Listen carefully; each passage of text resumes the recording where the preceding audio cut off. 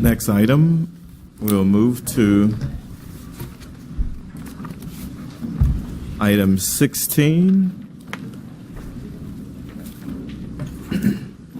Before we start item 16, we're going to take a 5-minute recess. Thank you.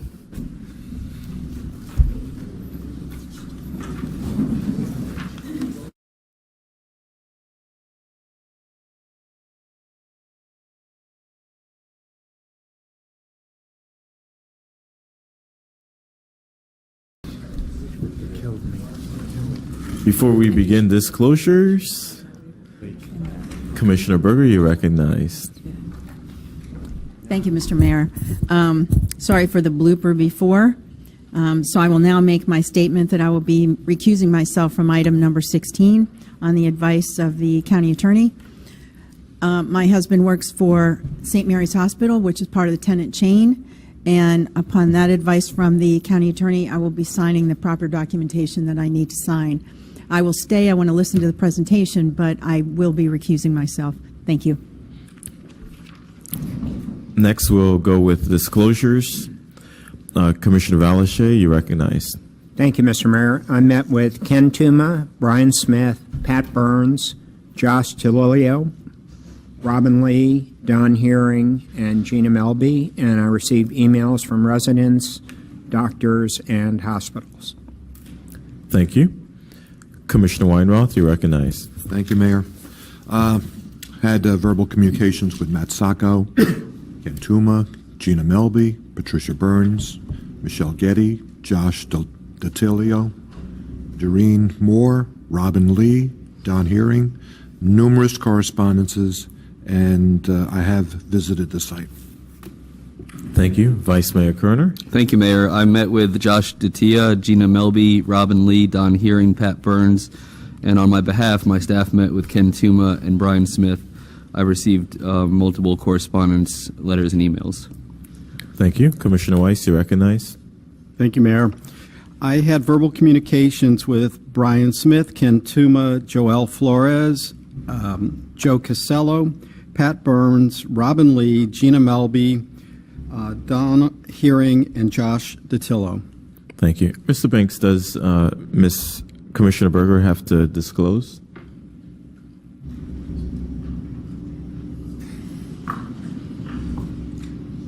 I've never been asked that question, but I would say if she's not participating in the vote, she doesn't have to disclose. Okay. Thank you. As for item 16, I met with Ken Tuma, Brian Smith, Fred Angelos, Josh Satillo, I'm not sure if I met with Jill Kinley. I think I had a phone conference. Gina Melby, Robin Lee, Patricia Burns, Don Hearing, and I had a phone conversation with Leah Vasilio, and I received numerous emails and phone calls. Thank you. Next, we'll begin with a presentation by the applicant. Good morning, Ken Tuma with Urban Design Kilday Studios. A couple housekeeping things before we get started. This matter is quasi-judicial, so we'd like to reserve our quasi-judicial rights on this matter. I'd like the opportunity to rebut, and I expect this presentation to take about 25 minutes this morning, Mr. Mayor, if that's acceptable to the board. Thank you. Good morning, Ken Tuma with Urban Design Kilday Studios. My address is 610 Clematis Street, West Palm Beach, Florida, 33401. I have been sworn in, and I'm here today on behalf of Project Institute. Project Institute is a medical user request for medical office of 350,000 square feet. Where did the name Project Institute come from? Well, Project Institute got its name because it is a confidential project, or was a confidential project. It is a confidential project because it is in alignment with the Business Development Board's goals of recruitment, retention, expansion of health and life sciences, and is one of the 6 targeted industries. It received a confidential name and has moved forward. Project Institute, the name came from the user. The cute name came from the user because they divide their medical units into institutes. For example, if you're in a heart department, you have an EKG person, and you have all the way to a cardiothoracic within that institute. The same thing for cancer and other body parts. So that's how they define their medical needs. And that's where the name Project Institute came from. But it's been in the newspaper. It's no surprise who the user is. The user is the Cleveland Clinic. The Cleveland Clinic up on the screen is its footprint here in Palm Beach, or in South Florida. The Cleveland Clinic is celebrating its 30th year in South Florida this year. Cleveland Clinic has been in Palm Beach County for over 10 years. They have 35,000 square feet right here on City Place. They have offices on Donald Ross Road in Palm Beach Gardens. They have offices also in Wellington. But the footprint in front of you is the Indian River Medical Center, the Traditional Medical Center, and all the other institutes throughout the county. The thing identified in green is the location of this site, Project Institute. So the subject site in more detail, the subject site is located in this general vicinity. It's 36.98 acres. To the east is Harbor Chase, an assisted living facility. To the east is Cypress Woods, a residential. To the west is Cypress Royale residential developments. And then to the south is Cedar Creek. This is a subject site in more detail. There's an existing gas station. It's a BP in the southwest corner of the site. The balance of the site identified in blue. Again, it's approximately 36 acres. The request that is in front of you is to request to modify from a planned unit development to a multiple use plan development. This subject site has the proper land use to allow for a request for multiple use plan development, and that's a request before you. There are also two waivers that are part of this request, or there are three waivers that are part of this request. They are type 2 waivers. I will go through more details through the presentation on those waivers, but in essence, we are part of this application is we are providing a 100-foot native area adjacent to the residential homes to create a buffer, and that requires us to have several waivers to allow that to happen. And this is a quick design of the architecture that's being proposed. This building is potentially could be the first building. It would be a 3-story building. This is still a conceptual design. It is a 3-story building, and it's potentially to show the idea of how this would look. So a little bit of history, and this is really important for this project. There is a significant amount of history on this site. This parcel of land, the west half was owned by Herb Kahlert for many years. The east half was owned by the Diocese of Palm Beach County for many, many years. In 1994, the southwest corner, 25 years ago, has a commercial low land use. Why is that important? Commercial low land use allows for medical office or retail. It is an allowed request. So going through history a little further, in 1998, the Board of County Commissioners said, hey, on the west side, all should be commercial low. So the west side of the parcel was commercial low. Jumping ahead to 1999, Mr. Kahlert came through on his parcel of land and requested a grocery anchor store. That grocery anchor store, that 83,000 square feet, was approved by the Board of County Commissioners and was in existence till about 3 or 4 years ago. He was never able to get a grocery store and move forward with that project. The point here, though, is this entire site could be a retail center. Jumping ahead to 2010, the Board of County Commissioners made a decision that the entire parcel of land should be commercial low land use, CL. Again, could be retail, could be medical office, could be any of those uses allowed in that district in the commercial low. So in 2010, this board said, hey, the entire parcel should be commercial low. What does that mean for a frame of reference? That means I could be in front of you today requesting 300,000 square feet of retail, similar to Delray Marketplace, similar to Canyon Town Center, or for those in the north end, similar to Legacy Place. That was what we could request today. In 2016, the board made a decision to allow for one additional residential unit allowed on the site. Then the underlying property today, which is owned by the Cleveland Clinic, is in front of the screen. Again, the request in front of you is to allow for medical office up to 350,000 square feet. This is the proposed Project Institute. There are 3 buildings proposed. The first one, Building A here, is a building of about 69,000 square feet, and the balance of square footage is Building B and C. As you can see, we spent our time trying to make the site, center the buildings within the site. Let me get you a little more detail here.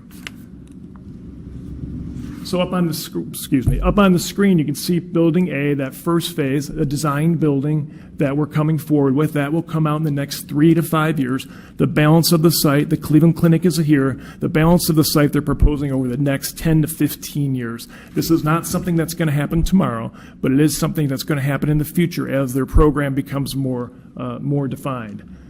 So this is a little bit more a blow-up on Building A. The Cleveland Clinic and their design techniques are very important. They look at how nature interacts with the buildings. They look at open space and how things walk. On this particular building, in the screen in front of you, you can see these areas. This is a 40-acre walkway all the way around the site. They've kept a preserve area and a buffer area, an upland preserve area. There's 1.1 acres of upland, 1.25 acres of wetland. The idea here is to create a campus that would be nice and be a nice place for people to heal themselves with the Cleveland Clinic medical system. So in front of you, there are a lot of numbers, but they're important numbers. First thing, starting with Building A, it's 253 feet away from an assisted living facility, 253 feet away. That Building A is a 3-story building. Building B is 520 feet away. Building B, the request is for 4 stories. Building B, 520 feet, or a frame of reference. You could put Joe Robbie Stadium in there, a football field, and then put another half of another football field. It is a significant away from the closest property line. To the north, you'll notice this 100-foot area that will be left in native vegetation. We did that on purpose. It's there to protect the neighbors. We provided a 100-foot buffer in that area. Then along the top half, you'll notice this distance here. That is the distance of the lake being 260 feet.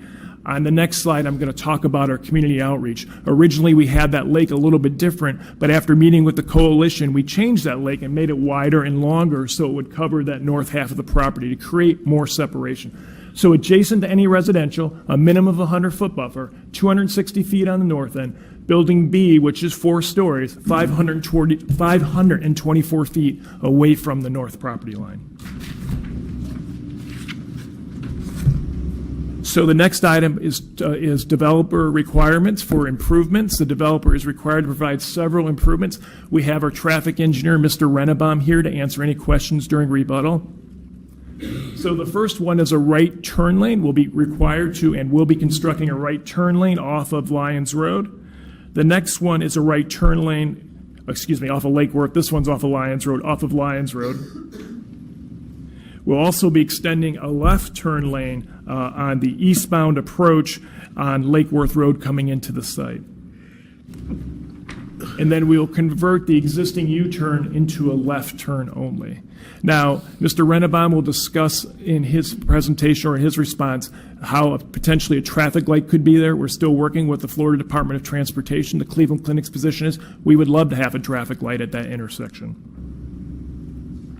Community outreach. We have met with the Lake Worth Road Coalition twice. Mr. Bank has been wonderful to work with as always, but we're not going to agree on this project. While in context, I think we have modified the site plan to meet some of their requests, which is we've made that lake longer, we've moved the buildings a little bit further over, we made sure we had a native preserve.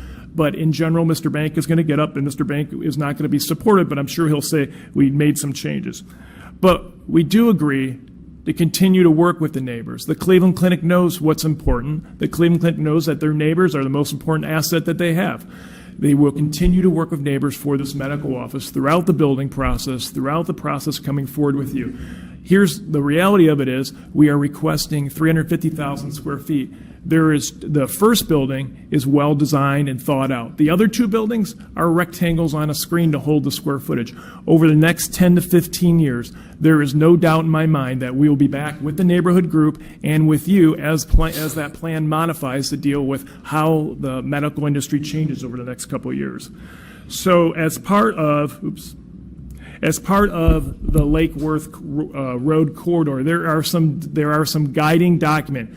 10 years ago, there was a guiding document for a neighborhood plan in this area. That guiding document has some criteria, which are on the screen in front of you. The first criteria is, does a development comply with the ULDC? The answer to that is yes, it complies with the ULDC. Are the uses permitted? Yes, medical office is permitted.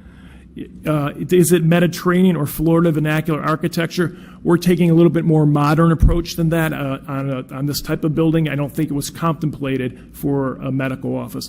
One thing, the plan back in 2009 certainly didn't contemplate a 350,000 square foot medical user on a single site. The other one is, should a tenant exceed 65,000 square feet? That comes right out of your big box ordinance, and that is intended for retail stores, so you don't have a large format store. Again, not intended for a 350,000 square foot medical user. The height of the building being 2 stories or 35 feet, we appreciate that as part of the design guidelines. However, we have created that 100-foot buffer. We're 260 feet away from the closest 3-story building, 520 feet away from the 4-story buildings. On purpose, we put the buildings in the middle. That is, if I was to use your standard codes, how your standard setbacks work, you have a code which says, hey, here's my buffer. You have to be so far back to be able to build this building. If we were to build that, we are 10 times your code, or 1,000% above what's required on that 520-foot building. The inside of that building would be, the inside requirement would be an additional 22 feet. So we are significantly away from the sides. Type 2 waivers, kind of getting into the details here. I've identified on the screen in front of you. We are requesting a couple Type 2 waivers, and it's an alternative. The first one is a 20-foot alternative and a Type 3 incompatibility buffer. That includes a fence and a berm in those areas identified in green. The second waiver is this native vegetation area. It'll be 100 feet of tree preservation and a 20-foot Type 3 incompatibility buffer. The waiver request is we don't want to knock down trees to build walls. So that's really the waiver request that's in front of you. It's to allow for the native vegetation to remain. This is a similar building, but not the style of architecture that Cleveland Clinic recently constructed. This is in the city of Coral Springs. For those familiar with University Drive, it is just south of the Sawgrass on the east side of the road. Similar concept, 3 stories, not the same design. Design here will be very different than this, but the concept is the same. And why is this an important thing for this to be consistent with the alignment with the goals of the BDB? Because the goals of recruitment, retention, expansion of health and life sciences are important, and here's why. This talks about what's in there, the potential continuity, but here's the numbers. $53 million project cost, 15 full-time physicians, 20 rotating physicians, and that's just in this one building. There are 95 clinical administrative staff of an average salary of $58,000. That's one of the key reasons why this meets all those criteria as outlined. Now, there are some standards that you follow as part of a rezoning application. And give me 1 second to flip to the right page. Those standards, and the reason why this is a quasi-judicial matter, those standards are rezoning standards. They are identified in your ULDC in section 2B1B. Standards 1 through 7, those are the items that you're required to review as part of it. The first one is consistency with the plan. Are you consistent with the comprehensive plan? Your staff has opined in the professionally prepared staff report that the proposed use is consistent with the goals, objectives, and policies of the comprehensive plan. Medical office use is permitted in this land use, in commercial law. Is it consistent with the code? Is it consistent with your ULDC? The amendment is consistent from your professional staff, is consistent with a Unified Land Development Code, the MUPD property regulations, as well as the design objectives in the MUPD.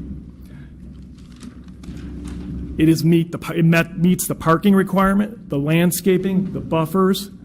It is consistent with ULDC.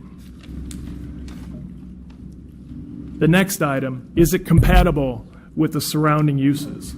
Again, your staff has opined in the staff report, as proposed and subject to the recommended landscape conditions of approval, the proposed zoning is generally consistent with the use and character of the land use surrounding the subject site.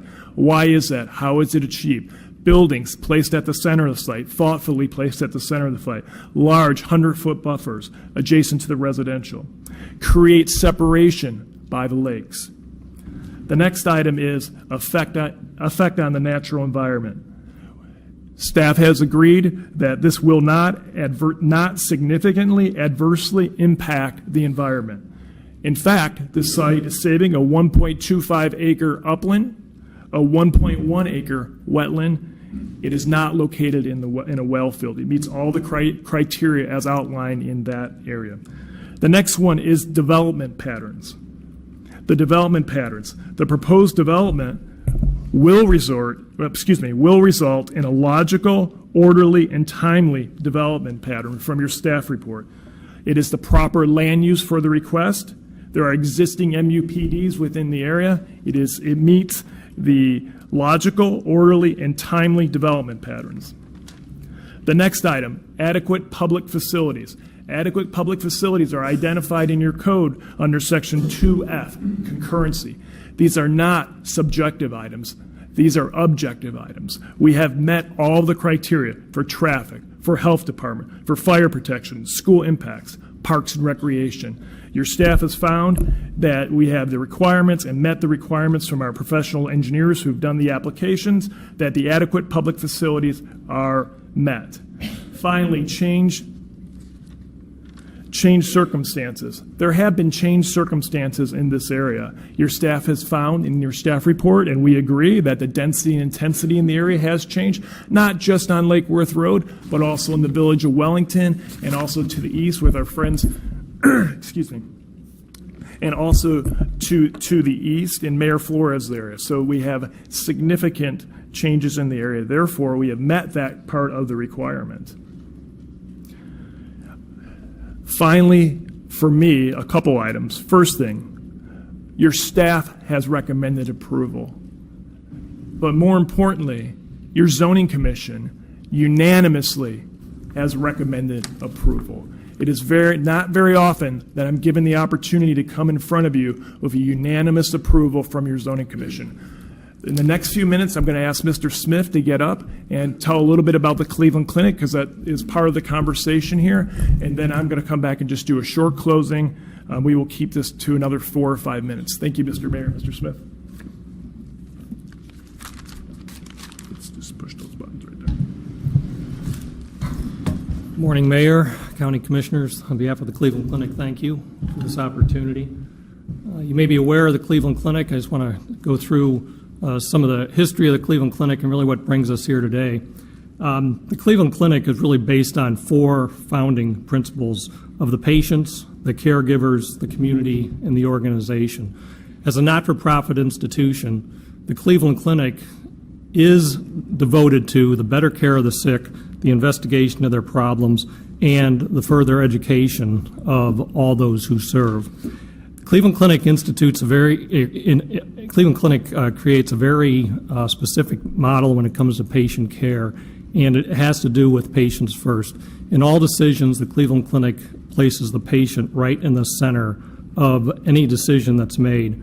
Cleveland Clinic ranks in the highest quality and safest care, and as a matter of fact, just recently, in 2019, Cleveland Clinic has been named among the world's most ethical companies.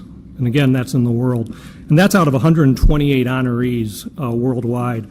And that is not limited to healthcare.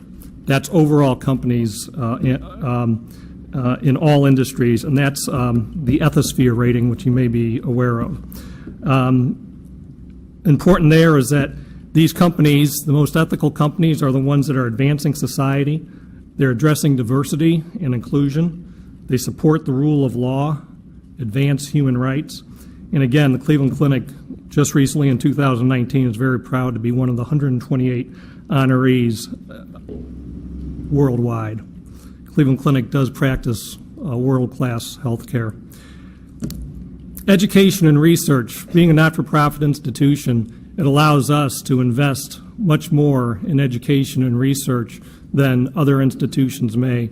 If you look at the top hospitals really in the world and in the United States, you're going to find that the top hospitals are the ones that are heavily investing in education and in research.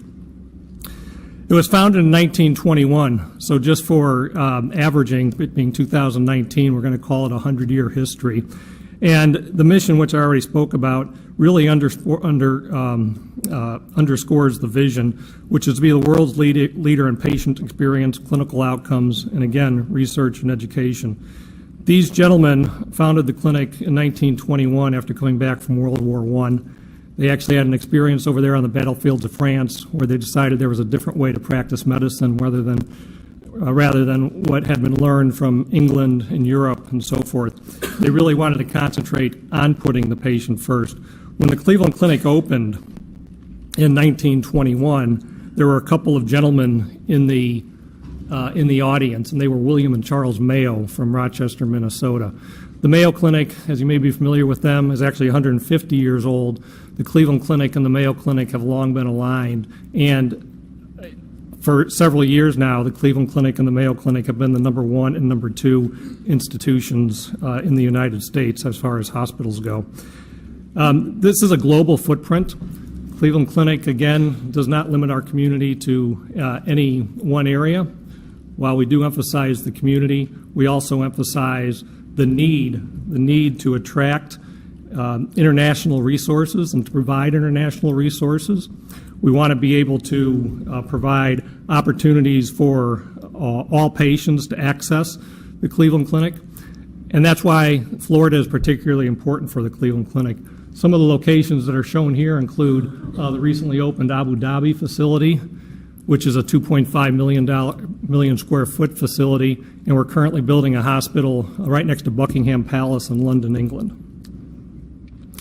The statistics annually are shown here. I won't go through and read them, but you can see the total number of employees. We are the second largest physician group practice in the world, and we do have significant investment in research and education. Along those lines, you can see the numbers that are there. Again, I won't go through all of these, but you can see that the innovation and the advancement in clinical care that comes out of the Cleveland Clinic is really quite significant.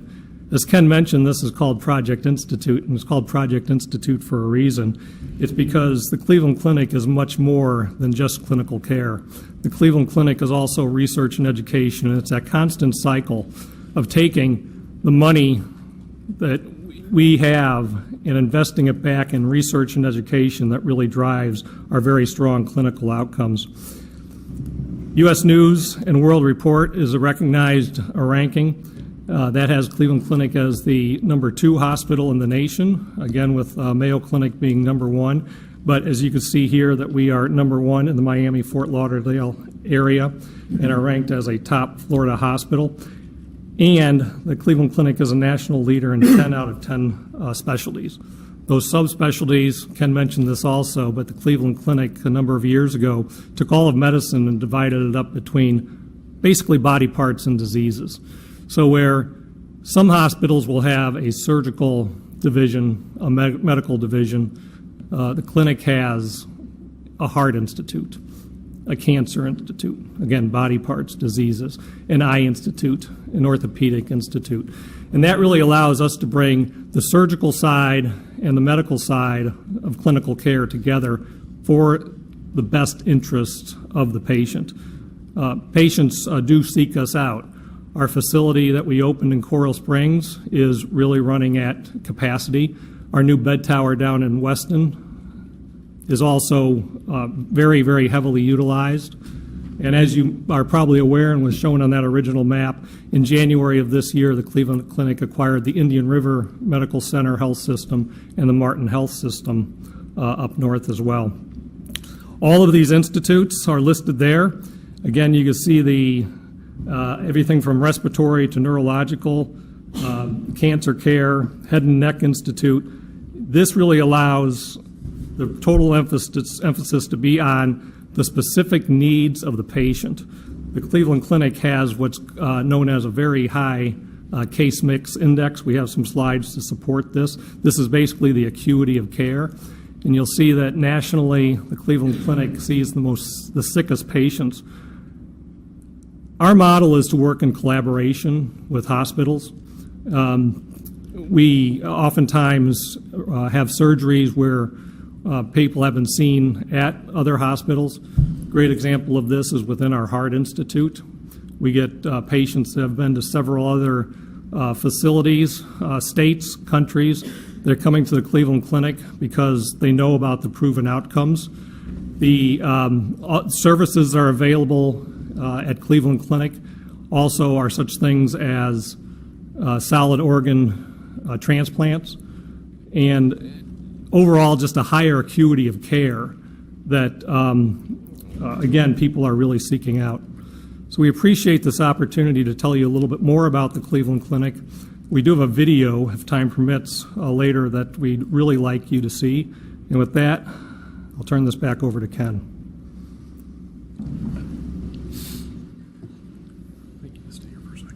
Thank you. I'll be very short in closing. Mr. Smith has a video as he identified. The matter in front of you, though, is a zoning matter. And those criteria have been met for the zoning matter that is in front of you today. On the other note, though, the Cleveland Clinic could build this facility anywhere they want. They have the ability to do it. Medical office is allowed within commercial low anywhere in Palm Beach County. So this medical office request is a use that is compatible with the adjacent neighbor or compatible with the surroundings, consistent with the code, meets all of the criteria. 350,000 square feet, while it may sound like a lot on 36 acres, it is not that much. Compare it to other facilities in the area. I'll pick one, let's say Palm Beach Gardens Medical Center. I'm familiar with that. It's 22 acres. Palm Beach Gardens Medical Facility has, I want to get the right number, not guess here, has roughly 332,000 square feet approved on that 22 acres. Wellington Regional in the general area, the hospital component alone has 271,000 square feet on about 14 or 15 acres on the hospital part, not the surrounding medical office. So my point here is you could have a retail center of 300,000 square feet. We have the Cleveland Clinic of 350,000 square feet. We've met all the criteria, and we appreciate, looking forward to your approval today. I am going to pop the video on just for a second, if that's acceptable with the mayor. It is. Thank you, Mr. Mayor.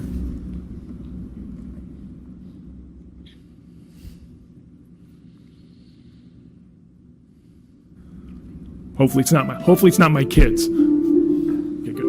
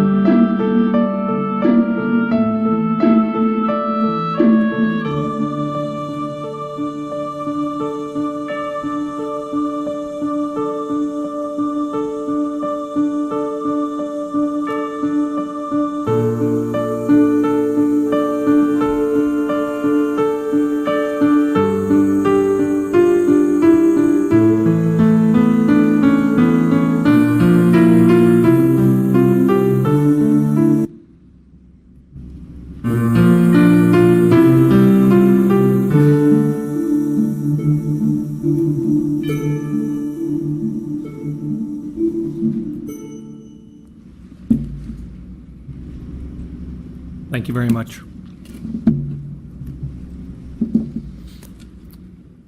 Thank you very much, Brian. Ken, can you come back up, please? Vice Mayor Kerner, you're recognized. Thank you, Mayor. Thank you, Mayor.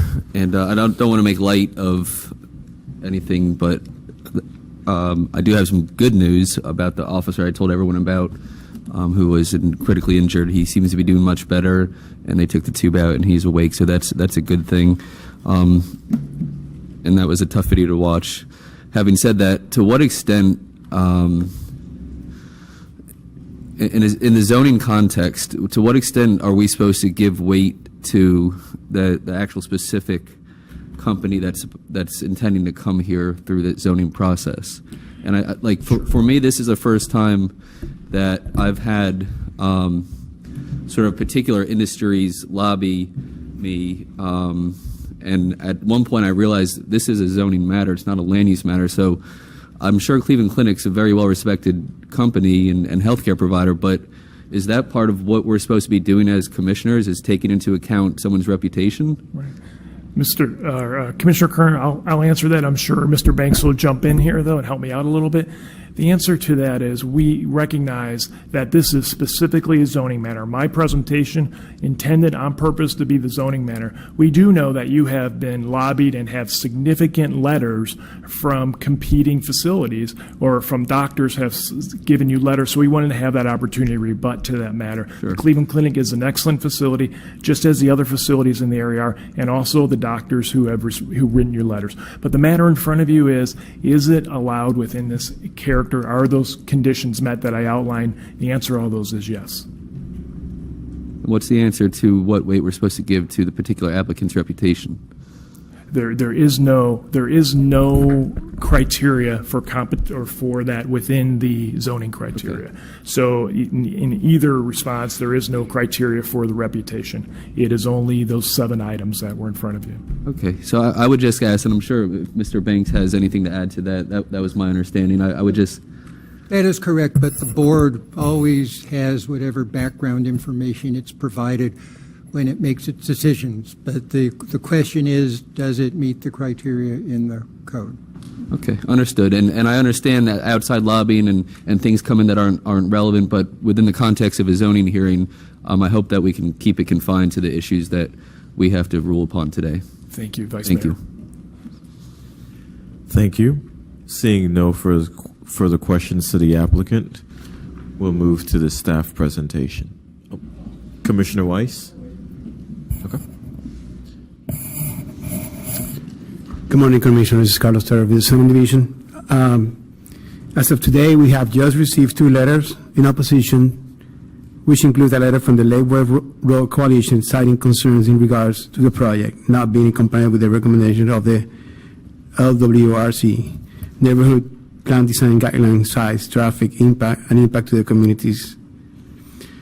On February 7, the Zoning Commission met, and this item was in the regular agenda. The Zoning Commission voted 7-0 and approved and recommended approval of the project. Staff is recommending approval of the request, subject to 8 conditions of approval as indicated in Exhibit C1 and 20 conditions of approval as indicated in Exhibit C2. Commissioner Valashe, right? So the coalition's letter, did they specifically cite, I know Mr. Tuma put up, what their criteria are, and they didn't meet 3. Did they reemphasize those 3 criteria, the size and? Yes. Okay. All right. Thank you.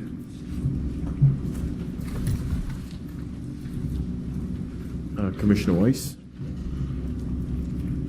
Thank you, Mayor. Actually, my questions are for the applicant, and I'd like to specifically talk about the traffic movements and that. Just wondered if staff was going to say anything about it. I'm looking at, looking at where this site is situated and relative to Lyons Road, and looking at the turning movements. I've got your document prepared by Simmons and White showing the project turning movements. And in looking at this, trying to understand, so the entrance that I guess will be on the west or the eastern portion of the property to start with. So you have an entrance, a driveway there. And we're looking at peak hours and specifically the left turn exiting is in the afternoon. You're showing 292 left turns an hour, so that's 4.86 per minute, or 12, or one every 12.34 seconds. How's that gonna be accomplished? And then going on, I mean, my concern is they're gonna go to the other side of the property to exit and come out on Lyons Road, and so those numbers aren't gonna clearly reflect what people are gonna actually do. Commissioner Weiss, I think that I'm going to ask Mr. Rennebaum to get up because there's a holistic approach to traffic, including the specific turning movement. I'm going to ask Mr. Rennebaum to walk through all of them, all of that, if you don't mind, sir. Not a problem.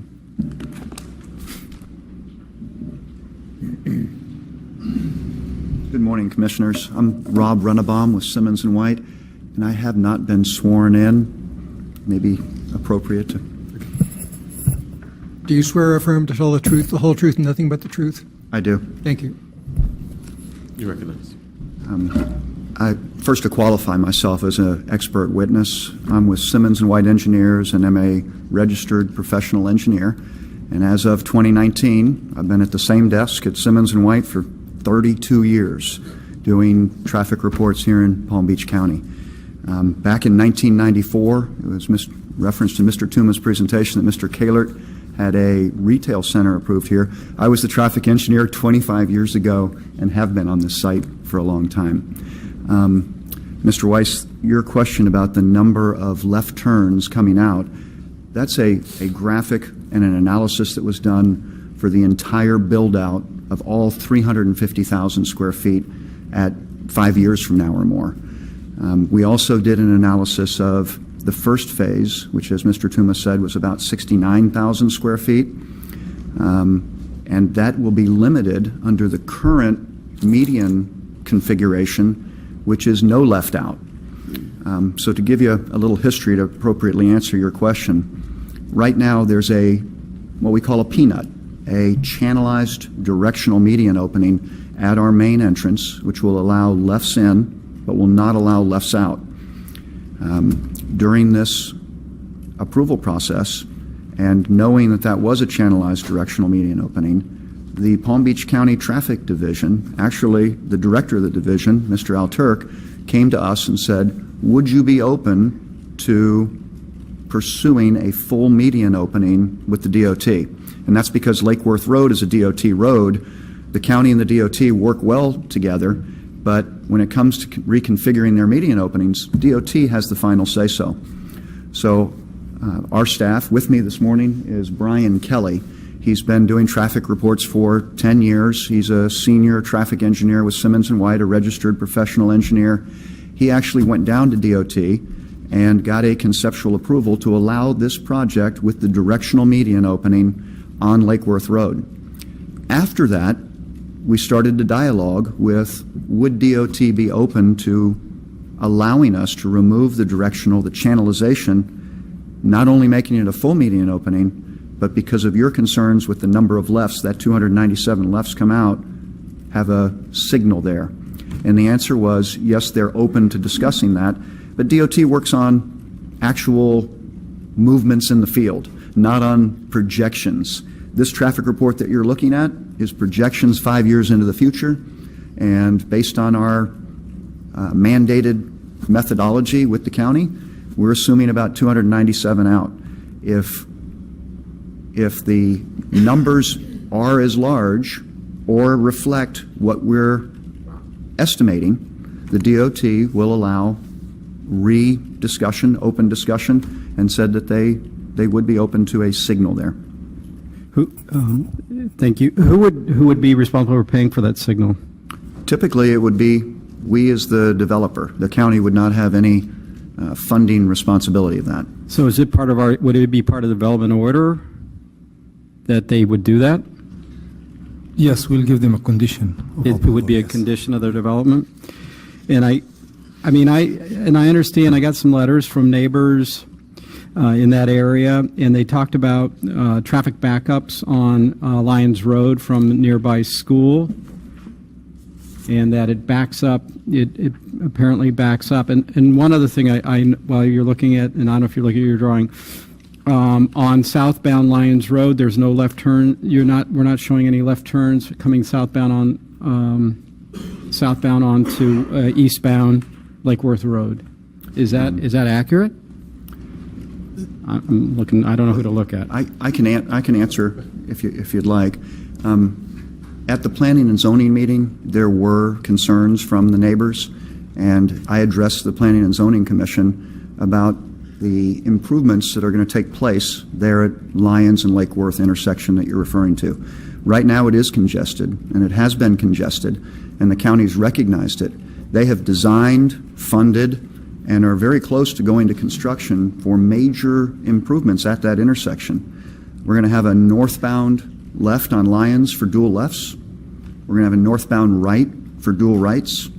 And on Lyons, we're actually going to have another lane heading south, a new through lane on Lyons. But the most important that's really going to help us is if you can picture yourself on Lake Worth Road, heading east, and you want to make a left to go north on Lyons Road, that's a big school movement in the mornings.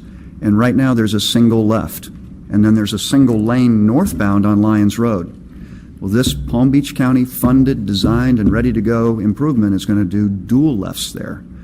And more importantly, to receive those dual lefts, they're going to add a whole nother northbound through lane. So we're going to have 2 through lanes going north. It's going to double the capacity, make it much better, and that's going all the way up to Discovery Key School. It's going to terminate at their school. And then right next to that, northbound on Lyons, our Cleveland Clinic project is going to add a northbound right turn lane. So we're going to take our traffic completely off and out of the way of the school. So a lot of improvements are going to take place. It's going to be a lot better in the future than it is now. So will those improvements be done prior to this project? Yeah, actually, they are programmed for construction later this year. Later this year. So they'll be, and this is not, I think you was said earlier, this is not anticipated for 3 to 5 years. Is that? The total build out. I want to be clear. We're ready to go with the first. I'm looking at Mr. Tuma over. He's nodding or something. So let me answer that one. So we are projecting to build the first building, the 69,000, in the next 3 to 5 years. From that point, as Cleveland Clinic adjusts their program, we will continue to work forward for the balance of the project. So what we're saying is that all the improvements at that intersection will be done prior to the start of if this project were to move forward. And then you're also saying that we'll have potential of having a signalized intersection at the eastern entrance that will then be able to actually take those left turns, because when you go further into this project, and you, Cleveland Clinic, will be responsible for paying for that, not the taxpayers. Yes. Okay. All right. Thank you. Commissioner Weinroth, you recognize. Thank you, Mr. Mayor. Following up on the conversation on traffic. You want me to stay up? Yeah, stick around. All right.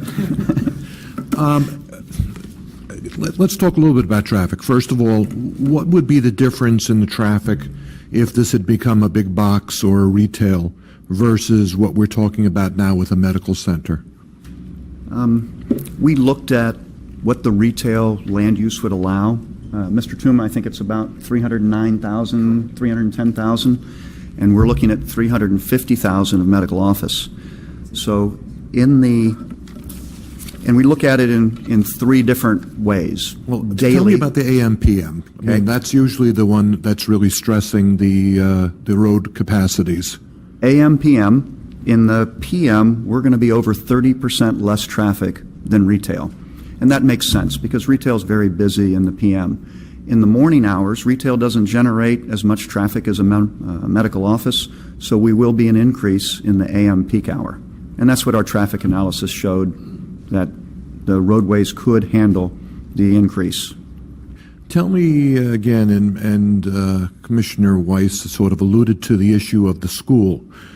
Is there any consideration to reducing the impact? You know, all those school buses coming in the morning and the afternoon, how can we become a better neighbor so that we're not interfering with the inflow and outflow of the students? That's a great question. And that better neighbor and that relationship has already happened down in Coral Springs, down at Sawgrass and University. A built-out Cleveland Clinic that just got built last year, this last summer, is about 75,000 square feet. And our first phase is about 69,000 square feet. Right next to that Coral Springs school is Imagine Charter School, and they have about 900 kids, K through 8. Just north of us at Lyons Road, we have Discovery Key, which is just under 900 kids, elementary school. So it's very similar. And down in Coral Springs, I had a lengthy conversation with the Cleveland Clinic Chief Operating Officer, Mr. Delgado, who said about their relationship with Imagine Charter School. They have meetings with the principal. They inform each other, like the first week of school. The charter school notifies Cleveland Clinic that they're going to have a little learning curve over there. They've had agreements for joint use of the Cleveland Clinic parking lot for weekend events for the school. Very open dialogue, very good relationship. They've established what's called a traffic management plan, where they educate their employees on best times and best routes.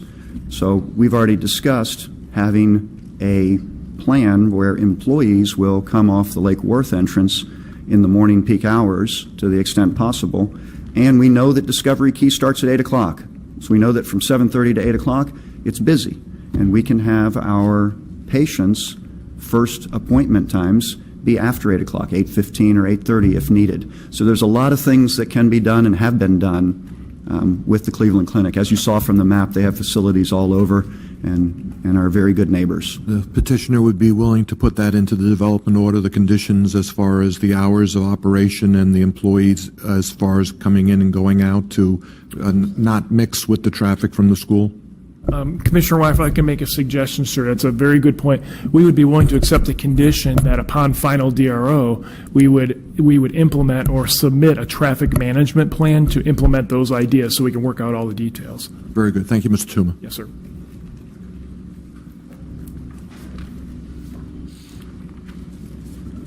Seeing no further questions, we're going to go to the applicant. Did we do the applicant yet? Yes. Oh.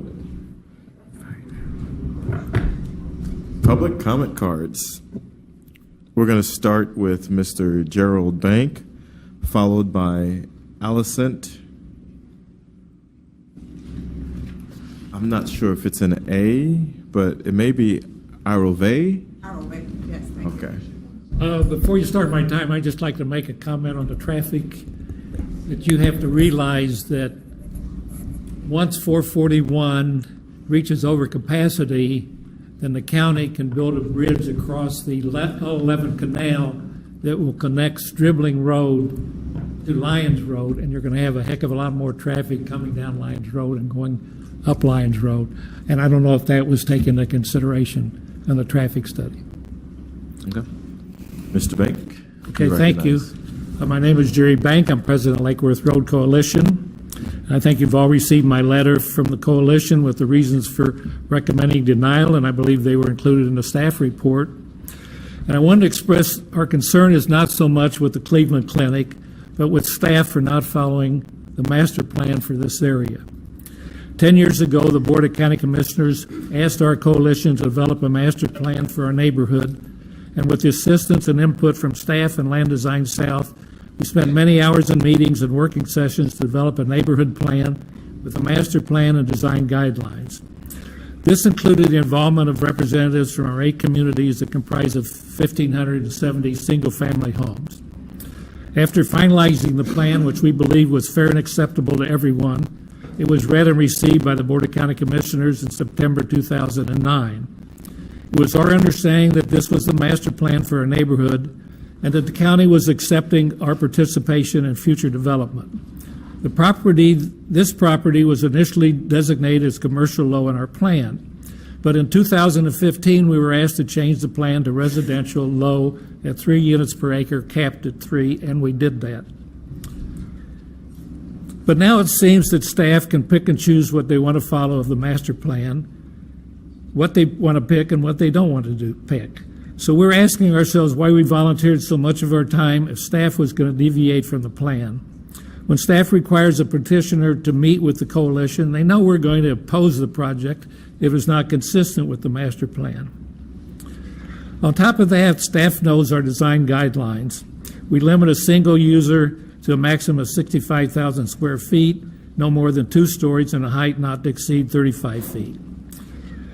The first phase of this project, as has been stated, includes 69,000 square feet, 3-story building, and the next phases include 2 4-story buildings that would increase the square footage to over 338,000 square feet.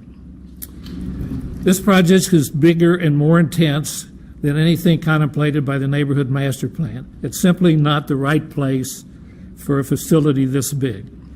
The project is not compatible with the residential communities surrounding it and will create more traffic problems on Lake Worth Road and Lyons Road. Just read the staff report traffic engineering comments. They state that in order to meet the traffic performance standards, Lake Worth Road should be widened from 6 to 8 lanes from Lyons Road to the Turnpike. I doubt that this will ever happen. We rely on you to protect our neighbors, our neighborhood, and we're asking that the county adhere to the master plan and deny this application.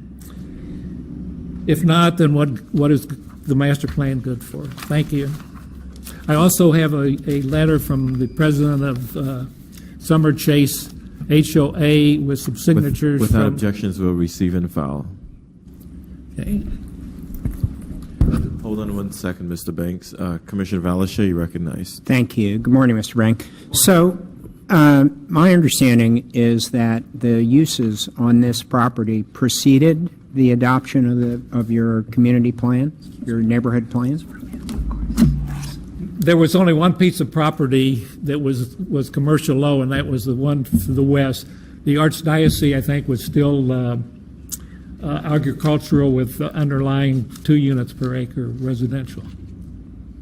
And when was the plan adopted again? In 2009, I think it was September. Well, I think a lot of what we saw happened in the 90s. Isn't that correct? A lot of this, the property, Mr. Callard's commercial proposal, et cetera, wasn't that already taking place? That was already before we developed the master plan. So there was always the potential to put a large commercial development there, wasn't there? Always commercial low. And I need to call upon planning to clarify that, but the applicant did point out that there was a portion of the property, a larger portion than the gas station, was commercial low in 1994. And that was subsequently changed with future land use amendments to make the overall site commercial low with commercial high at the corner. Is that correct? That's correct. Yeah. And just if you know the answer, at that point in the late 90s, what was the maximum amount of square feet that could have been developed under the commercial low or whatever the land use was at the time? I'm trying to think. In '99, it still had the CL, just a 1.5. Mr. Bank is correct. The configuration was what it was. It's continued to change. It's always maintained, though. Once it got commercial low, it has always maintained the commercial low. It's just the zoning approvals have gone from commercial and ag residential to a planned unit development, and now it's back to commercial uses. But under the land use designation, it's always had the commercial potential once it got that potential. Well, we were told once we changed to residential low that it would stay in residential low. Mr. Ruther, recognized. That's right, clarifying point. For the board, as it relates to the master plan, Mr. Banks is correct. There was a collaborative effort.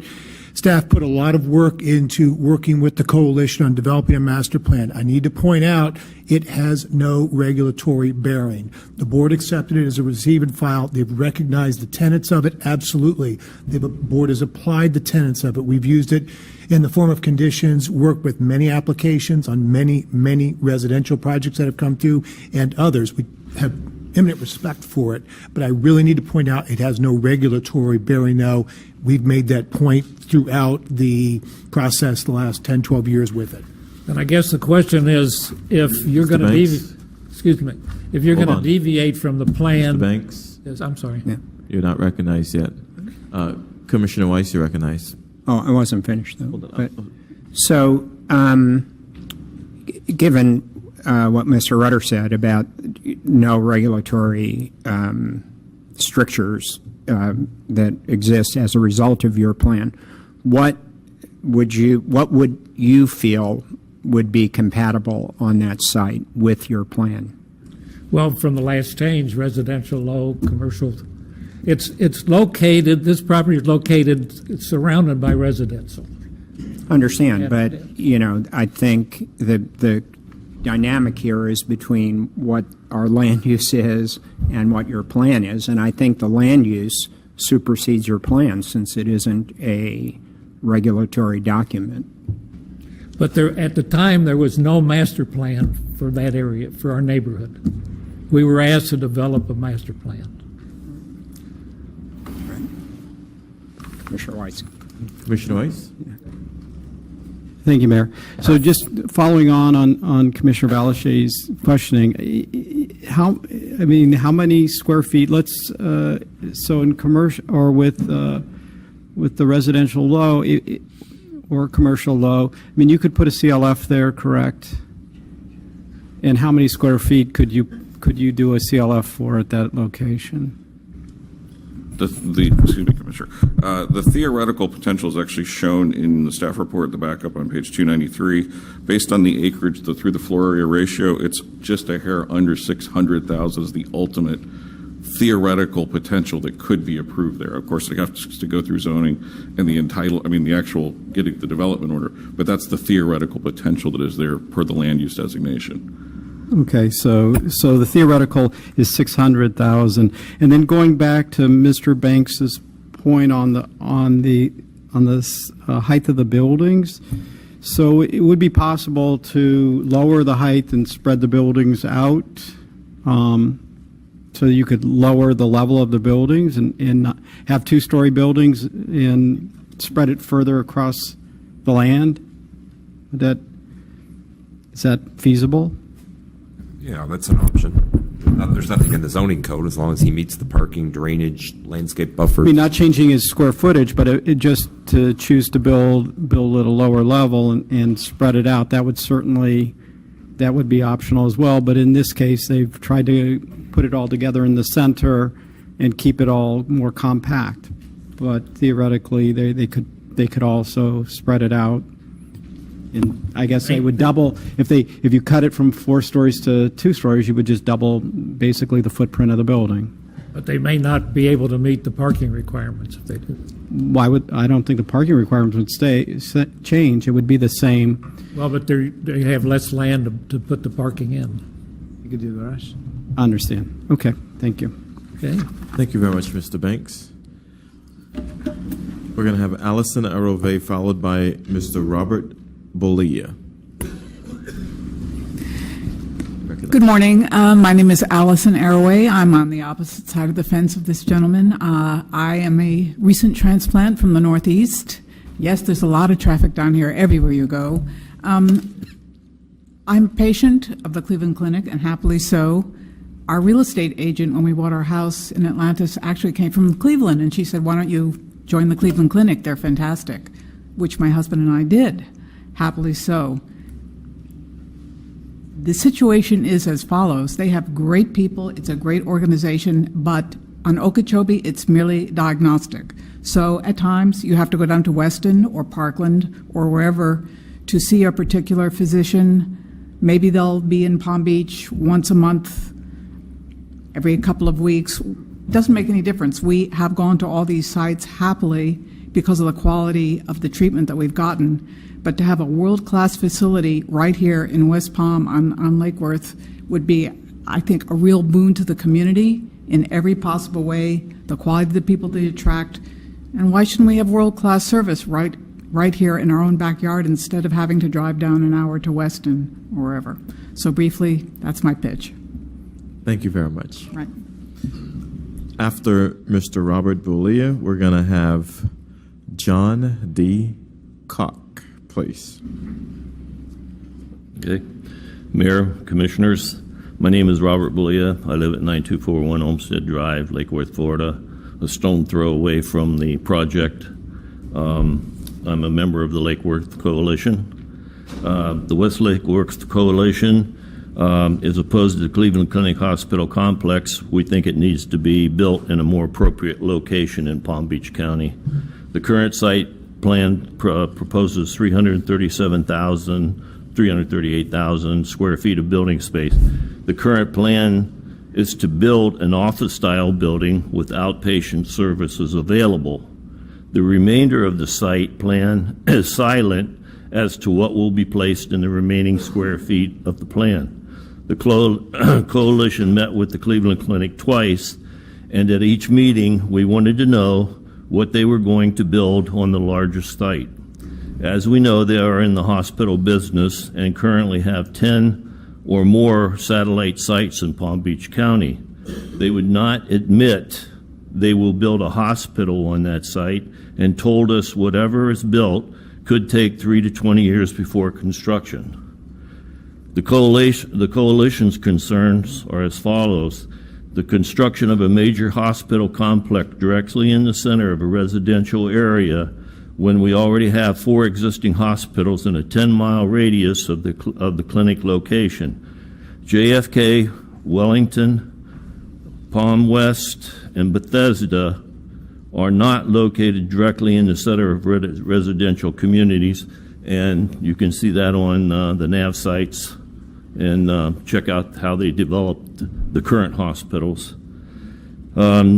Noise 24 hours a day from emergency vehicles and possibly the Trauma Hawk responding to the hospital with an emergency care facility. That's a big concern of ours, is the sound.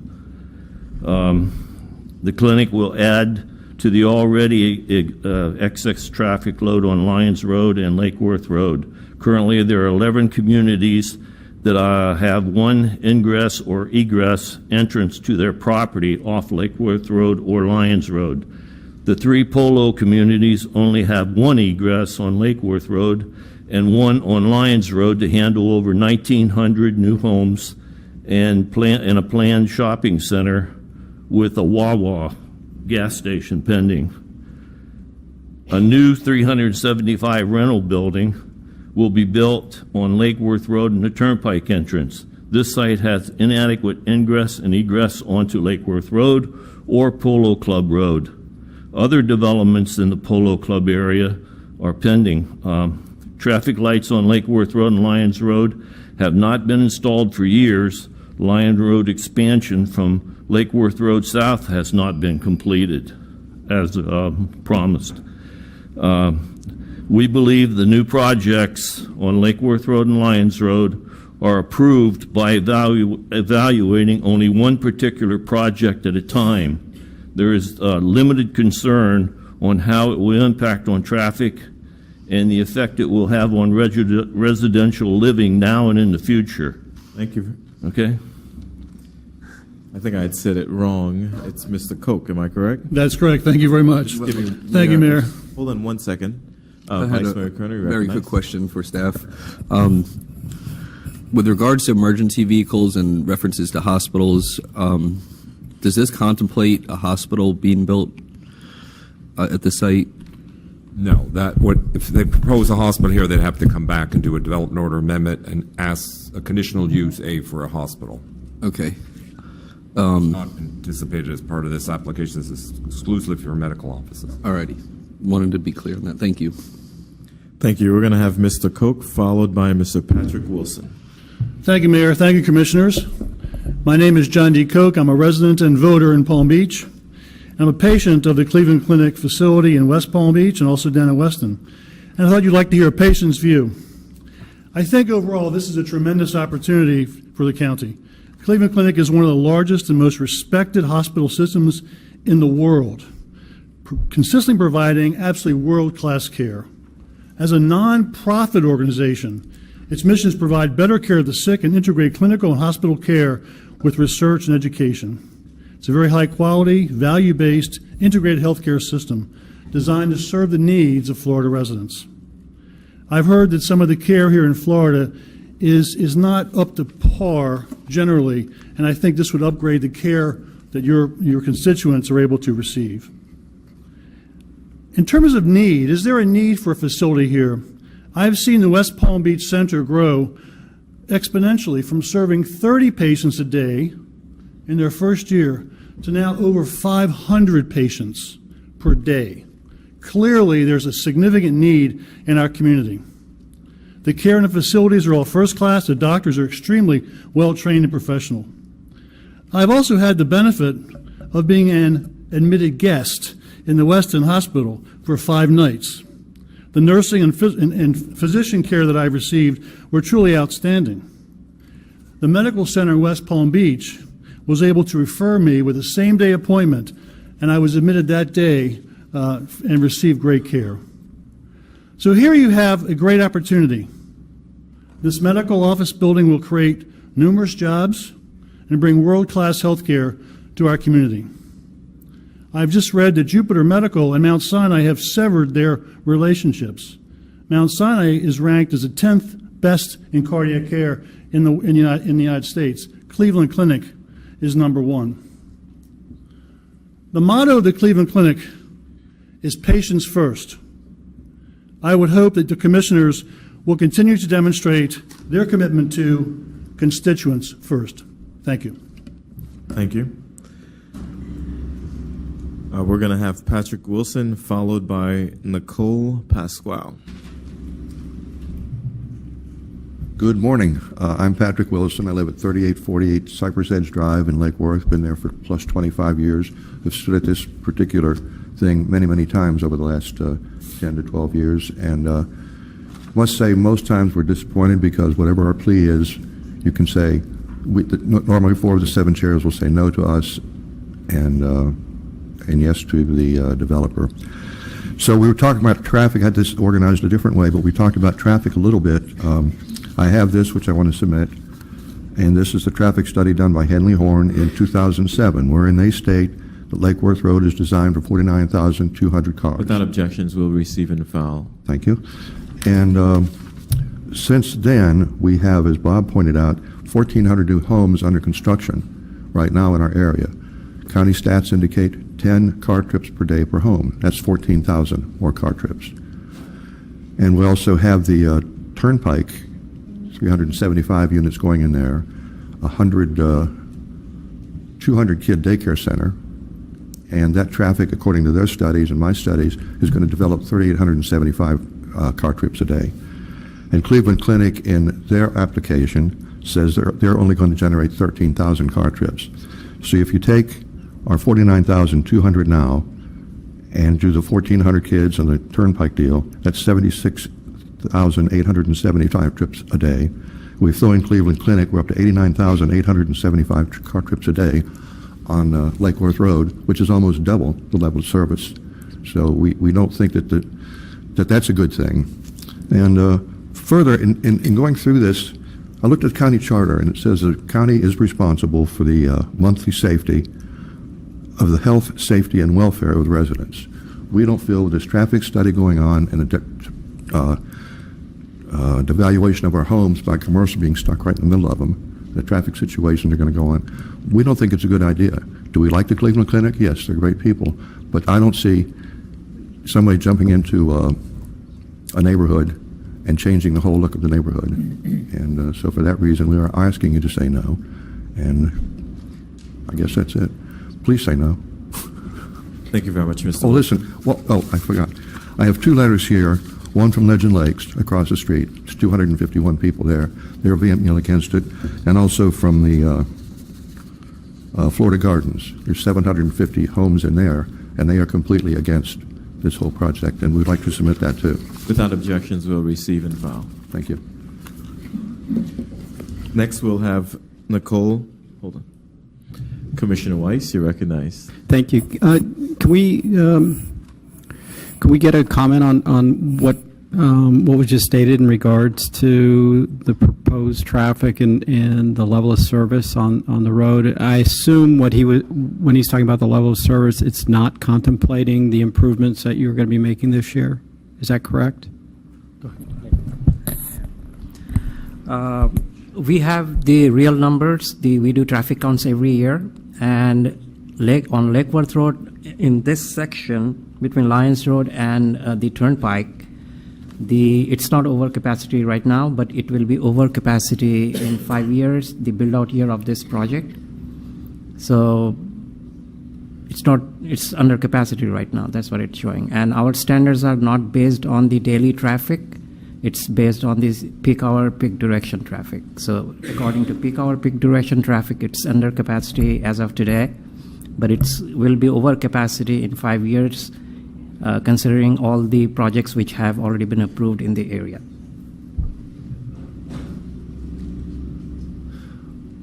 One more thing that probably we need to mention is there is a connection of Polo Road that will bypass the intersection of Lyons Road and Lake Worth Road, because it will connect further south at the location of the road named 47th Avenue South, which would provide another shortcut and bypass for traffic off of that segment of Lake Worth Road.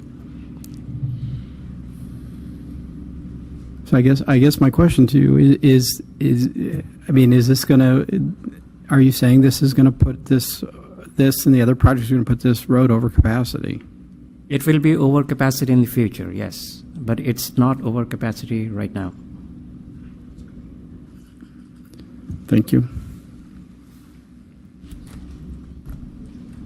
We're going to have Ms. Pascal, followed by Jill Kinley.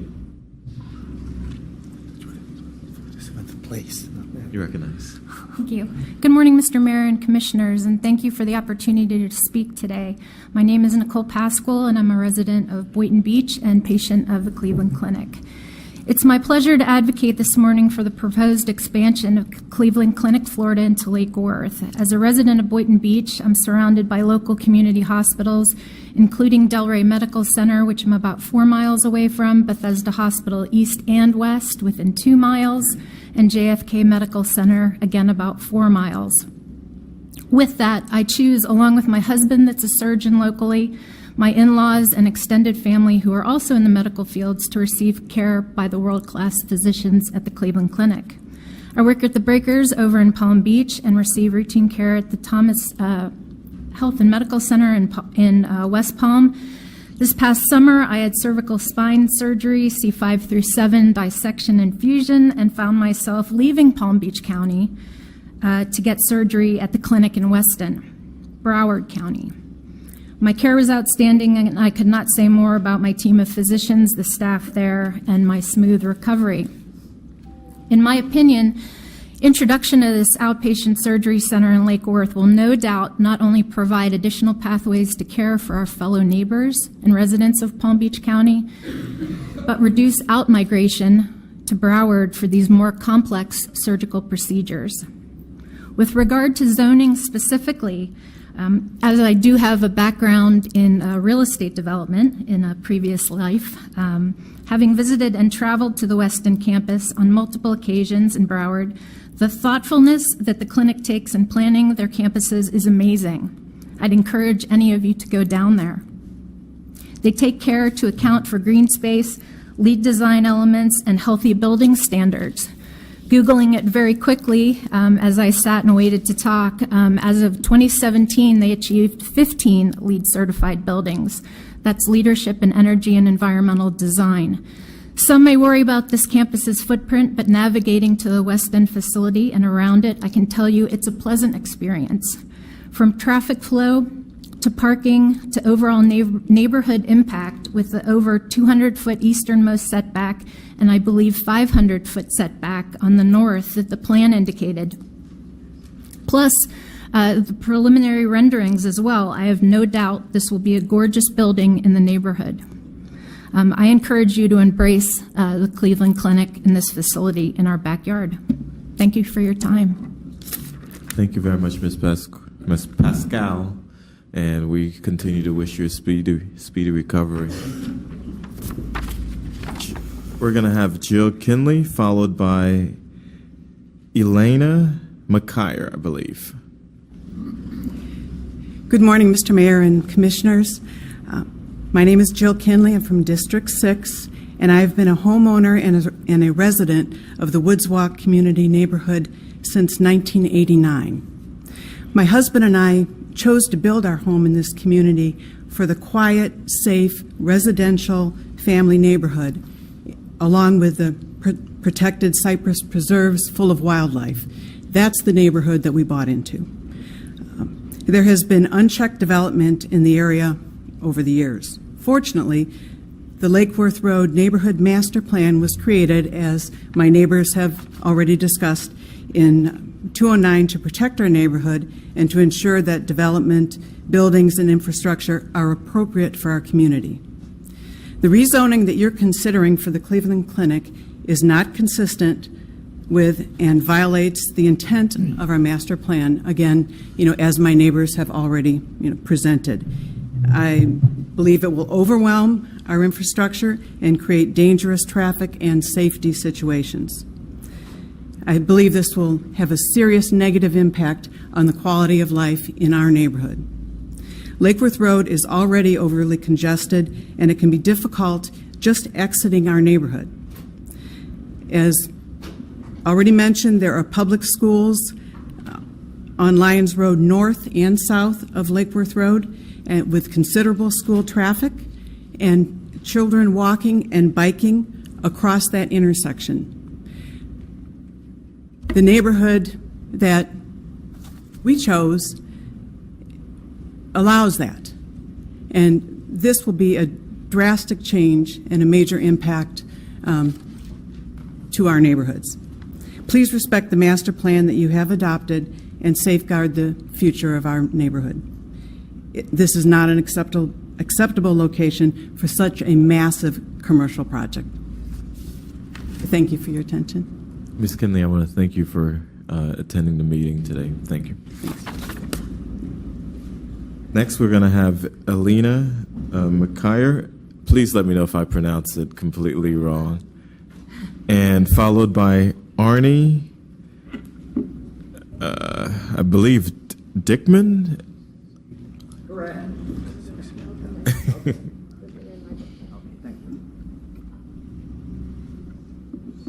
Hi, thank you for allowing me to speak today. I'm a patient of the Cleveland Clinic. I believe the people in the area do not understand the privilege of having the Cleveland Clinic facility in this area. The Cleveland Clinic is a diamond of healthcare. I know everybody's already kind of told you that, but the Cleveland Clinic does everything with excellence, and I'm sure the facility and everything they do will be with excellence.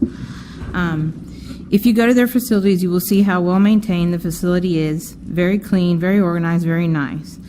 And what I don't understand is, why would you want to limit people's health care options in Palm Beach County? The more excellent health care we have in our area, the better it is for everyone. The more it makes everyone else in the healthcare industry do better. Competition and options are good for everyone.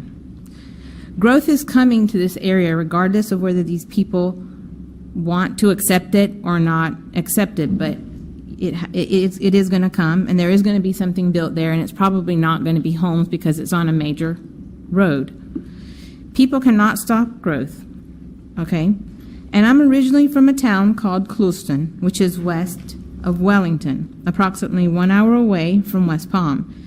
There is really no health care there. People are being transported out of Clewiston constantly for illnesses. I would drive 1.5 hours to 2 hours from Clewiston, which is in the western communities, to go to the Cleveland Clinic in Fort Lauderdale. I had to move to Wellington just to be closer to better health care, and not everybody can do this. The people in this county and the western communities need this facility in its location that it has now, that it's proposing to have now. We are talking, you asked, why are we talking about the reputation of the Cleveland Clinic? Everybody knows the reputation that Cleveland Clinic has.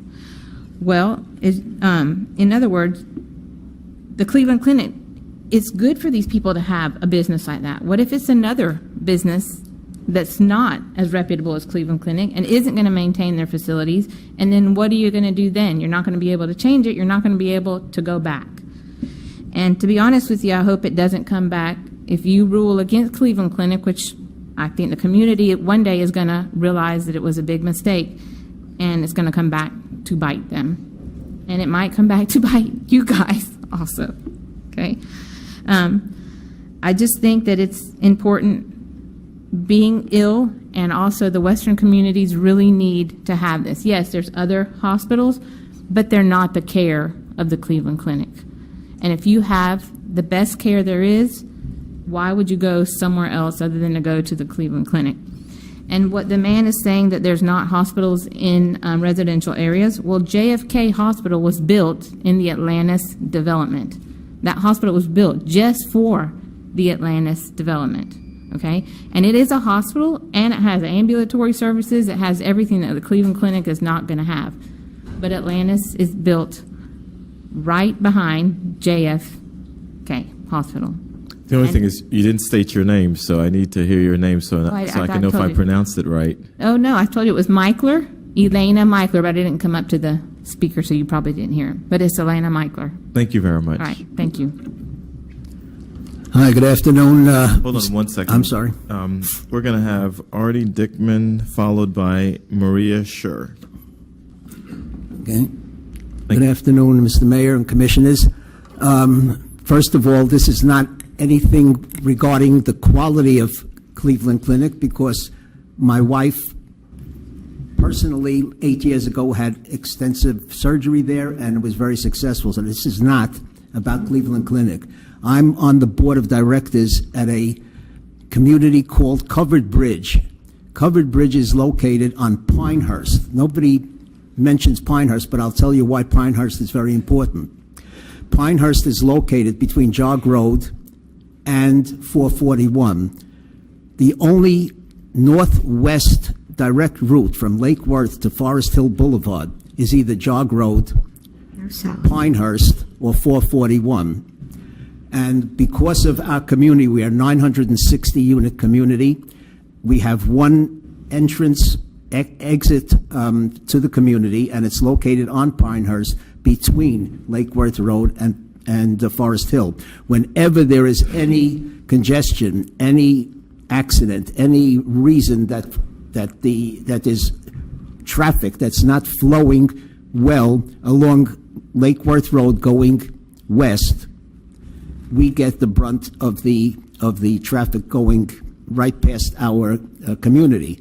We don't have a traffic light. We're the type of street there, the type of route that doesn't necessarily have to have a traffic light in the center right by our entrance, but the exit, the access to our community is such that when there is traffic, it's causing a major problem because of the nature of the way that the cars leaving our community can either make a left turn, and the line of sight is very poor. So we have had accidents there. My main concern is this: my community and protecting the integrity of where we live and the safety of it. I am not against Cleveland Clinic, and I really want to say this: Cleveland Clinic can locate on 441 if there's property. They can locate on some area where it's not already impacting traffic that's already pretty rough on Lake Worth Road. I know I've attended meetings like this in the past, and I just want to say this, okay? And I appreciate being here. I appreciate everybody speaking here, but at times, I know that you're all willing to hear the opinions of the constituents and so on, but I feel like it's David and Goliath, and that Cleveland Clinic will probably be established there in spite of the people who have legitimate reasons to suggest it should be located elsewhere. Okay? Thank you. Thank you very much, Mr. Dickman. Sorry, Arnie Dickerman. Dickerman. So you're Goliath and we're David? We're going to have Maria Scher, followed by the last card by Mr. Fred Angelo. Okay. Recognize.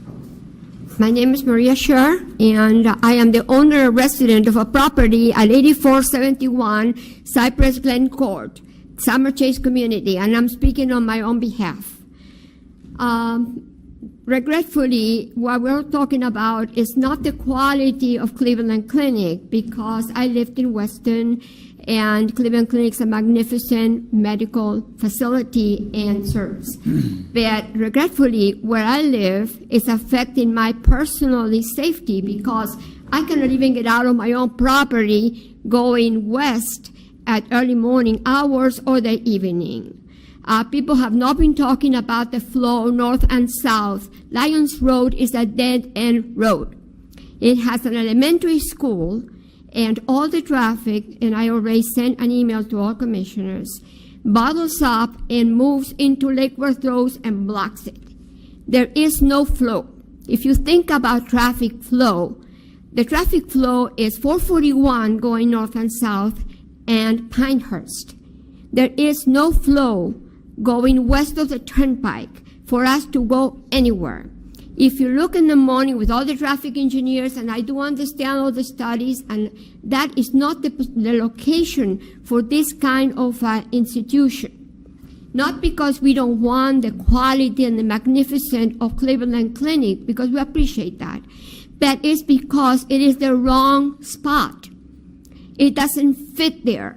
It doesn't fit our needs. It will affect our property values. It will affect the safety of the children that go to that elementary school. There's a plan, I know, for a middle school going in Lyons.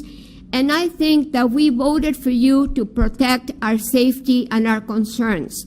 And we will continue to vote for you as long as you see the quality of what I'm talking about. I am not saying that this is the Cleveland Clinic is the wrong thing to be there. It is not in the right spot.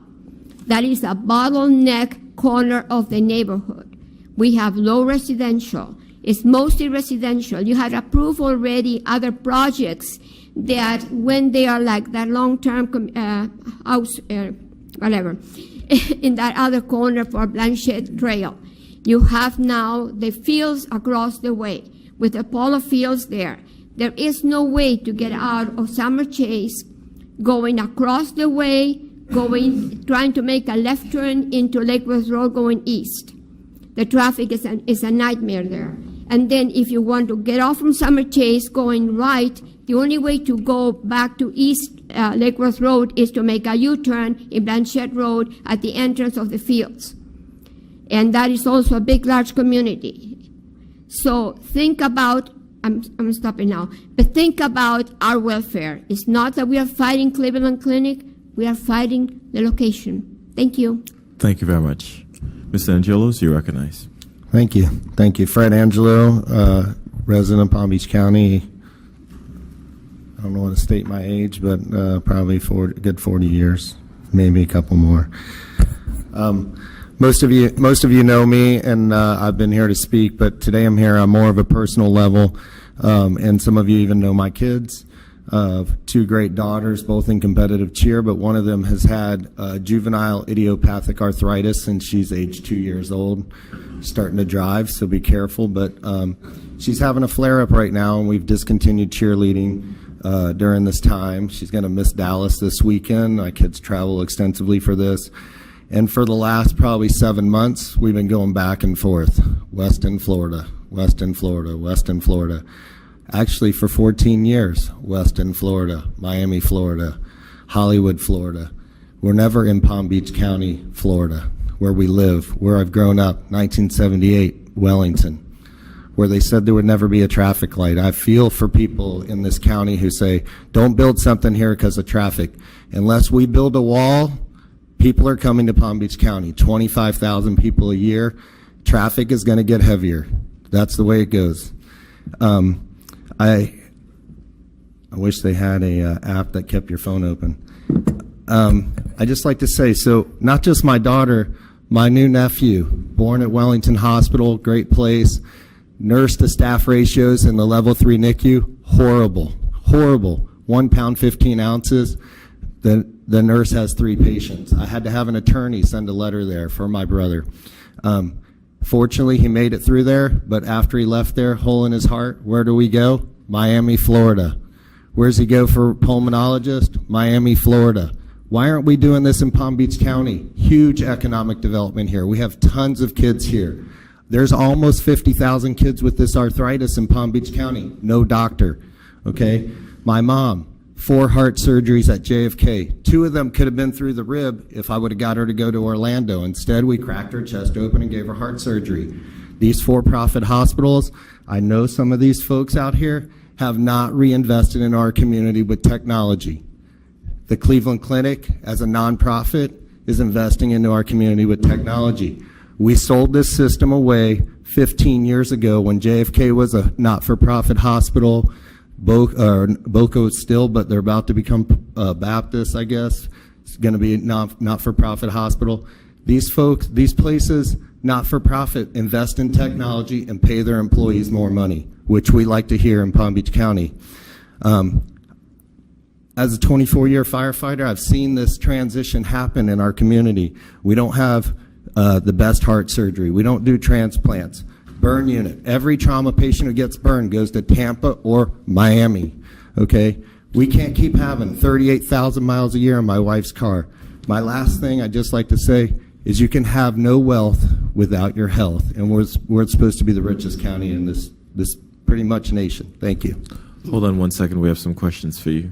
Vice Mayor Kerner, you recognize. Thank you, Mayor. I don't have a question, but I did want to, A, thank you for sharing your stories with us, and then B, if you were here earlier in the day, I talked about a police officer, a dear friend of mine who was hit and possibly critically injured, and I just wanted to thank you for your service as a special operations firefighter. Boynton Beach and Palm Beach County Fire Rescue responded, and he's doing very well, so thank you for what you do. Thank you. I'm sorry to hear about that. He's doing well, though. Mr. Rudder? Mayor, thank you. It's unrelated to the speaker's comments, but I did want to follow up on a point Commissioner Weiss made earlier in response to Quasi's answering of a question relating to traffic capacities on roads. And just to be clear for the board, Quasi's answer to the question, where Lake Worth Road is with regard to capacity, not at it now, will be at a future point. There is no such thing as strict concurrency. We apply proportionate share. We've been preempted by the legislature. That's the way it works. So I want to be really clear that should a road be over capacity, that's not the basis for denial. As traffic works through an application, they take that into consideration. They work on improvements where projects may be occurring, working with applicants, et cetera. But strictly independently speaking, that is not the basis for a reason for traffic to recommend denial. Okay. Thank you very much, Mr. Rudder. Next, we'll move to rebuttal. Mr. Toomer, you're recognized. Good afternoon, Ken Tuma. Thank you for everyone who has commented on this. We've learned a lot going through the process, and particularly working with Mr. Banks' group, and more specifically on some of the items. Just want to respond to a couple things because there are a couple key points brought up. Mr. Banks brought up the Lyons Road extension going through the community to the north. In your comprehensive plan identifies that when State Road 7 is over capacity, over capacity with the amount of trips physically on the road is the only time that road could go through. This project does not cause that to go either in the modeling standpoint or in the physical standpoint. The second item, what Minister Belia brought up, which was a very good point. We are not requesting a hospital. I know your staff responded to that, but I want to add, it would require us to come back to you for a Class A conditional use sometime in the future, and then also there is a state process for that. In regards to the traffic, I want to just address to you condition 13 or condition 16, which is in your amended staff report or your amended, and I'm just going to read it out loud because it identifies the key things here. It says, prior to the issuance of building permits for Phase 2, more than 69,000 square feet of the planned 350,000 square feet of medical office, the property owner shall submit an updated traffic report evaluating the operation of the main entrance on Lake Worth Road at the restricted meeting open, entrance on Lyons Road, and the new concession conceptual roadway, and a new conceptual driveway approval letter from FDOT for Phase 2 of the project. The modifications with the conditions of approval or changes in the site design that go beyond the authority of the Development Review Officer as established in the Unified Land Development Code must be approved prior to the Board of County Commissioner. My point here is the traffic is set and meets the criteria. And that, in essence, I have a quick closing thing, if you don't mind, to talk real quick. This is a great opportunity for Palm Beach County. The second-ranked healthcare system wants to have a medical office in our area. I think it's a great thing.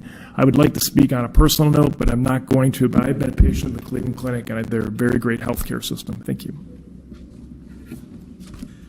Thank you. We're going to, can I get a motions and we can do discussions?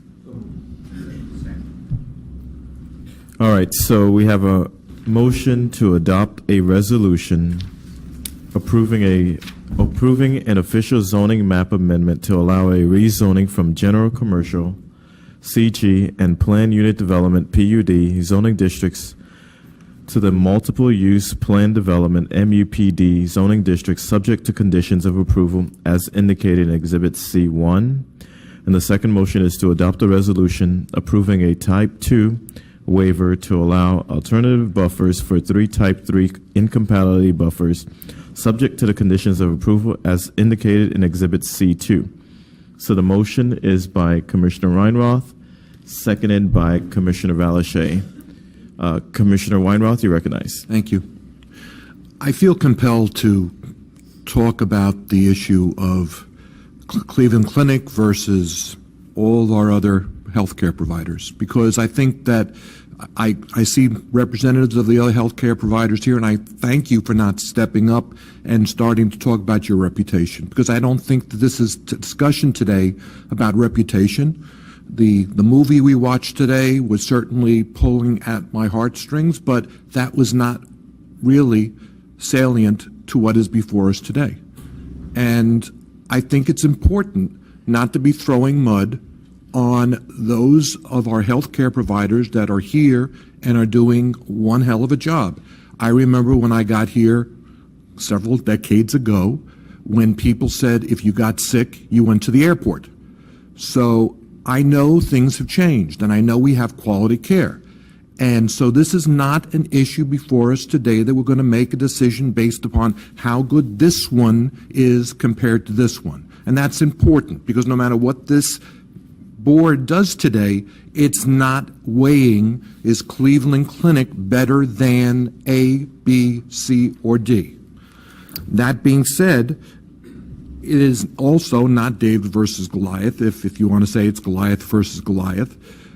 I think that we're looking at clearly what is compatible with this neighborhood, what is going to fit into this particular parcel, what is the alternatives, and we talked about retail, and we talked about what would have happened if that became a retail spot, and it would have had a tremendous impact on this intersection, on this neighborhood.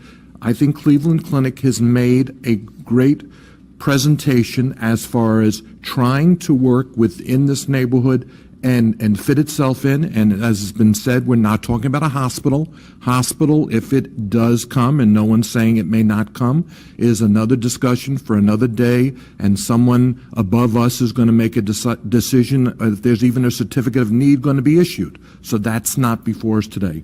Building A is what's before us today. Building A sitting pretty adjacent to another commercial use over there. It's buffered. They're doing everything they can to make this as compatible with the neighborhood as possible. I see no reason to say no today. And again, it's not based upon how much or how little I have regard for Cleveland Clinic. It only has to do with what is compatible for that parcel. And I don't see a strong argument for saying that Cleveland Clinic should not be allowed to put that facility there. So I'll be voting for this. Thank you. Commissioner Valasche, you recognize. Thank you, Mr. Mayor. So I'm very sympathetic to the coalition, but in spite of their wishes, it's my view that something commercial is going to go on this site, whether they, and I understand they wish that something else would go there, but I don't think that's realistic. I think we have an opportunity here. We approve a lot of things here, but I don't think in my time on the commission, I don't think we've approved anything that's going to provide as much general good to the community as this. So I'm very happy to support this. I know we don't want to talk about the reputation of Cleveland Clinic first, and we don't want to talk about the competitive situation with the other hospitals.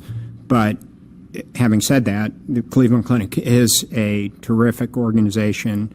I think it's going to benefit the community tremendously. I think it's another very positive aspect for Palm Beach County as a leader in the provision of health care. So I'm going to be very happy to support this today.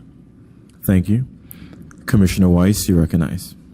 Thank you, Mayor. And to echo, I think, some of the sentiments of Commissioner Weinroth in terms of what we're really looking at is zoning and the use and what's going to go there and what the alternatives are and could be. I had serious concerns about how this site would operate in regards to the turning movements in and out of the site and the safety of the people going in and out of there. I believe, after hearing testimony here today, that enough work is going to be done to mitigate for those movements, and that staff is well underway in working on the intersection improvements that will allow this site to be developed at the level being requested. So, and then echoing Commissioner Valashe, the need, when you look at the overall community and what benefits us and what do we need, and healthcare is obviously very important to our community. And so having a facility, a medical office facility, and as was stated, this is not an application for a hospital. This is an application for medical office. And so that being said, I too will be supporting this application. Vice Mayor Kerner, you're recognized. Thank you, Mayor. And first of all, let me start by thanking the staff for the incredible job that you guys did. A lot of my decision, of course, is related to and relies upon the foundation that you've laid.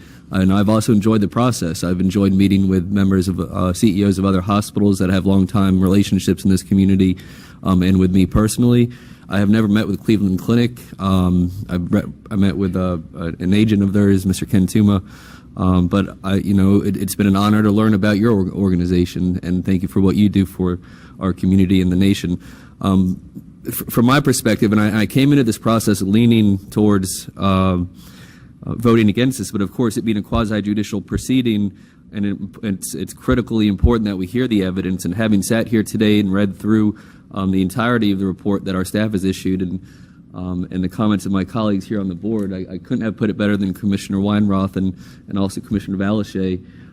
This is not to be viewed as an industry fight. When I look at the zoning aspects of this specifically, I know that Commissioner McKinley's not here and this is her district, but we've obviously never spoken about it, but I know that she fights very hard for good, quality, reputable businesses to come to her district.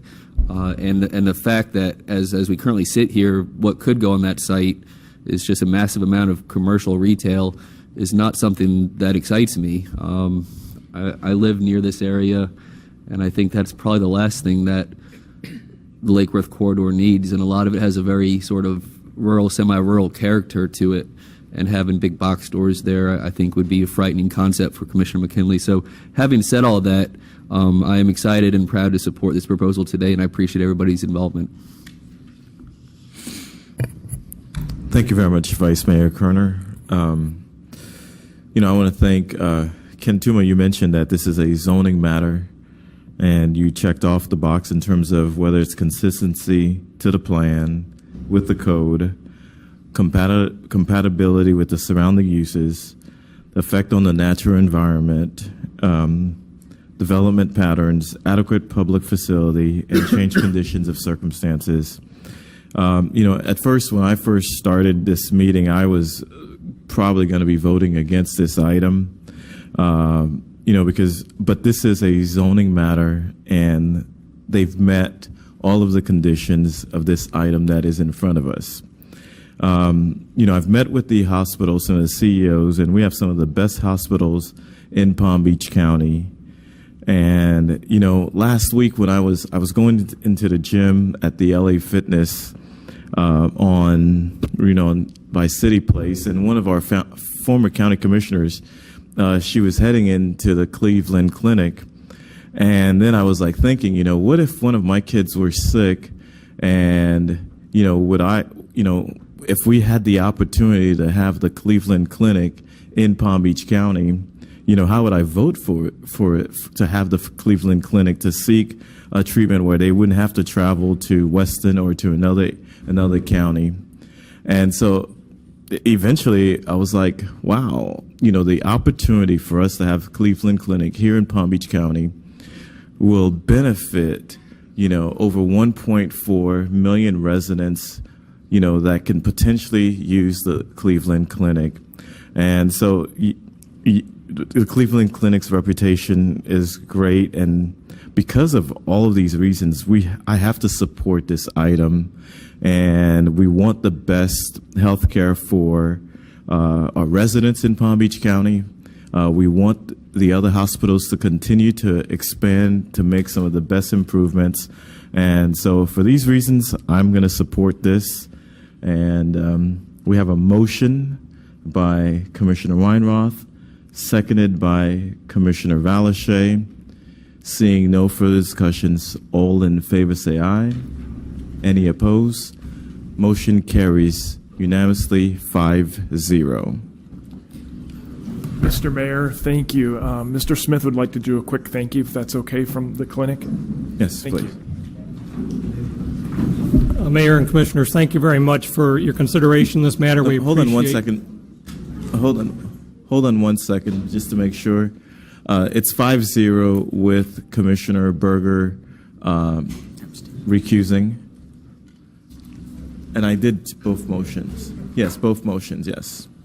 Mr. Smith, you're recognized. Mayor, County Commissioners, on behalf of the Cleveland Clinic, Florida, we thank you very much for this consideration. I will pledge, and the Cleveland Clinic will pledge, that Jerry and the Lake Worth Coalition, Lake Worth Road Coalition, that we will continue to work our design through with them throughout that process. And for the other medical institutions, we look forward to that collaboration as well going forward, as we currently collaborate in the same model really across the United States and around the world. So thank you very much. Thank you very much, Mr. Smith. We're going to move to a county attorney comments. No comments, thank you. The zoning director. No comments. Planning director. No comments. The executive director. No comments. The assistant county administrator. None. Commissioners, Commissioner Weiss, Commissioner Berger, Commissioner Valashay, Commissioner Weinroth, Vice Mayor Kerner. No comments. Thank you, Mayor. Thank you very much. With no further items before us, this meeting is adjourned.